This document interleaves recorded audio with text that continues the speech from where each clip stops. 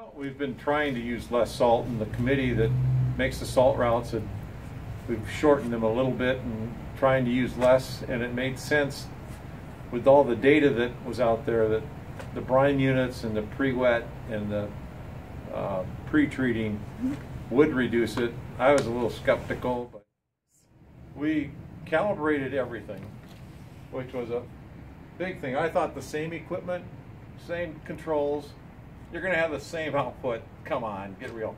But we've got trucks that turn the auger 5 times, trucks that are turned the auger 10 times, truck that turns the auger 15 times on the same number setting, with varying amounts of salt coming out per turn of the auger. I was so surprised that the 2 trucks that are identical for salter boxes operate so differently on the amounts of salt they put out. I mean, it was hundreds of pounds difference on the upper settings, not just, you know, 2 pounds or 3 pounds. It was poundage. So that was a big eye-opener for me, where we could use a lot less salt and still do the same job and have safe streets. One thing we'd never done before is used a guideline for temperature, and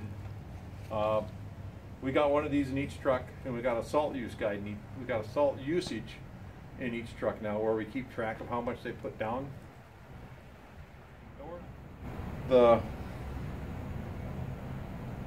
amount of salt we used per event was down, well, my figure said it was 29.7% per time. And we didn't have very many times last year.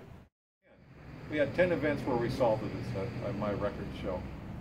And we normally have 25. Our average year is 25. So we were way down in events, but I went with a per event average, and then I could see what the usage was. And if it stays that way for continuing years, we'll be saving about $4,000 a year on salt. So we built this trailer and put the salt box on, and then we added the brine unit last year too, so we can just switch a couple of valves here. We can pre-wet the salt we're putting down on the sidewalk, or we can pre-treat before the storm. But I think we got about 4 miles of bike path, 2-lane bike path, and we can go up and down the bike path. And we've got some shadowed areas that really get slippery, and we can pre-treat those shadows. We don't do the whole thing. We just pre-treat the areas that are traditionally really slippery.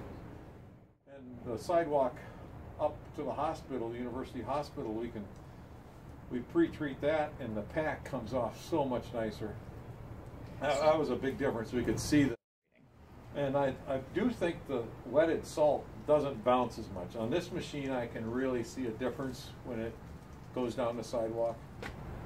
We learned we can use less everywhere and still get the job done.